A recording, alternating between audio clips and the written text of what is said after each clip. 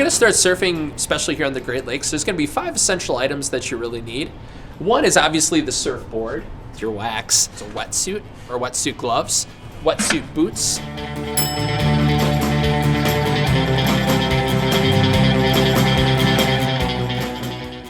It's just like, it's the small things I feel like that just like make the biggest difference, you know?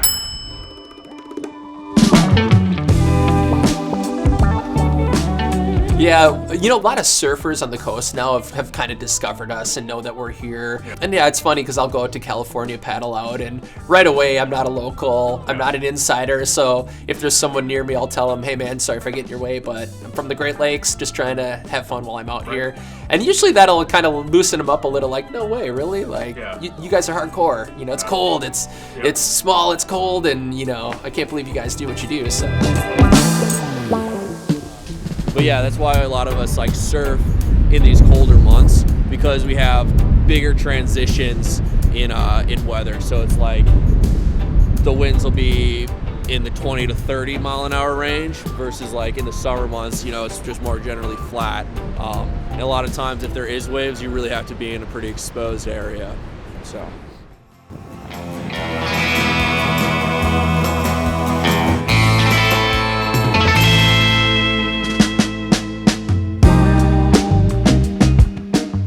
Most of the time when I would recommend a board to someone here in the Great Lakes, we'd be looking at something maybe around this size, like 8.5, 9 foot. And if you look at that board, it's got that rounded nose to it. It's really wide throughout the whole body. So that's gonna make it really stable when you wanna pop up or go to paddle into a wave. And then as people start to master those boards and get really comfortable on them, sometimes people wanna do a little bit more progressive maneuvers, turns, stuff like that. So they might look towards this side of the rack where we have a little bit shorter boards. And if you look at some of these, what you'll see is they actually are a little bit more chiseled or cut out in the front. So that's going to allow you to really turn and maneuver that board easier, especially in a tight place or position. The only problem is that when you do start going shorter, you get less volume, so you really have to work it to paddle to get into that wave. And then without that rounded big nose, it's a little bit more twitchy and touchy when you're paddling into the wave or when you're just out there in general. So.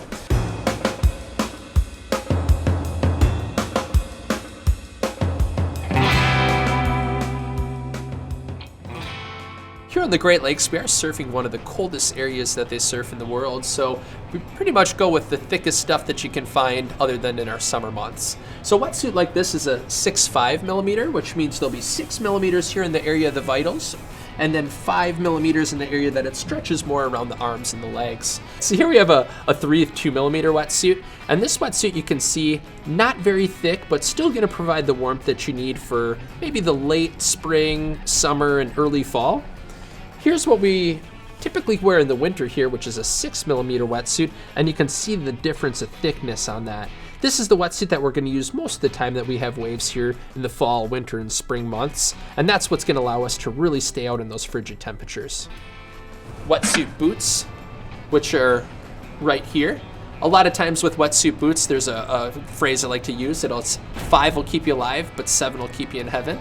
So if you have 5 millimeters, you're able to get out there in the winter, do the sport with us. But if you can bump it up to 7 millimeters, it's going to make your life a lot more comfortable. If you're going to get a wetsuit glove, like a 5-finger or 3-finger, you're only usually going to have the option to get a 5 millimeter because it's very difficult to wrap 7 millimeters around each appendage. So a lot of times with the 7 millimeters, you'll find it's a mitten versus the 5 millimeters, you'll find a glove style. The last essential item that you're going to need for surfing the Great Lakes is your wax.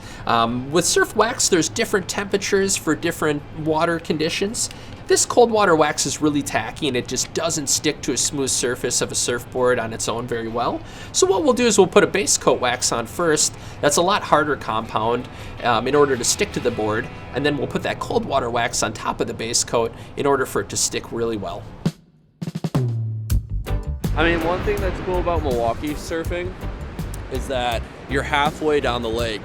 So, whereas if you get a north wind, a lot of times people who live up in Door County or like the Green Bay area, they have to drive pretty far south in order to catch waves. And people who live down in Chicago, if there's a south wind, they have to drive north up to Lake Sheboygan. But being in Milwaukee, you kind of have the best of both worlds. Maybe it won't be necessarily quite as good as it is in Sheboygan today, but it's right here. It's in your backyard. I'm a 5-minute drive away from the beach, and like we're looking at it now, that's like 5 to 7 feet out there.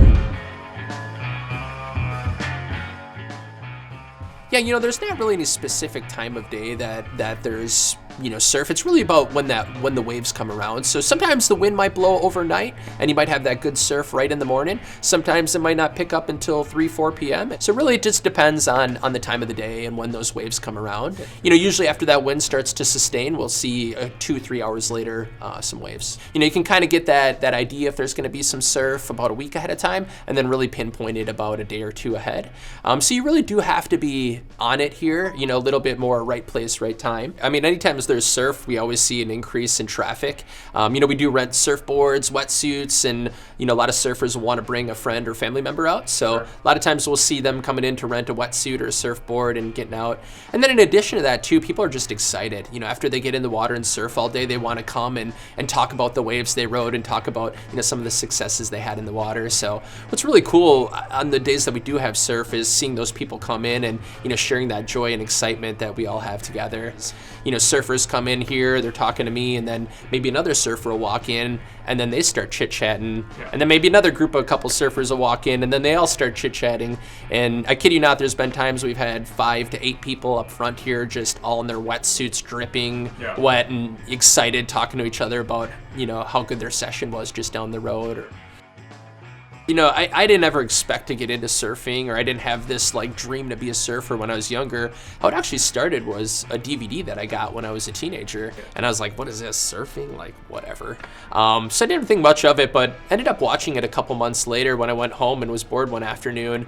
And I remember popping in that DVD and it just looked awesome. People traveling all over the world, surfing these naturally driven waves in tropical locations. So, instantly when I saw that, it just kind of appealed to me. But really, I had never thought of it before my teenage years. I ended up taking some trips here to scout out some different areas and business districts when one day I was checking the waves right here at Atwater Beach in Shorewood, and one of my friends who's a teacher at the local high school said, hey, you should really check out the village of Shorewood here. It's a great spot, great community. People are super supportive. So sure enough, I started doing a little research, and we found a spot just down the road from the beach.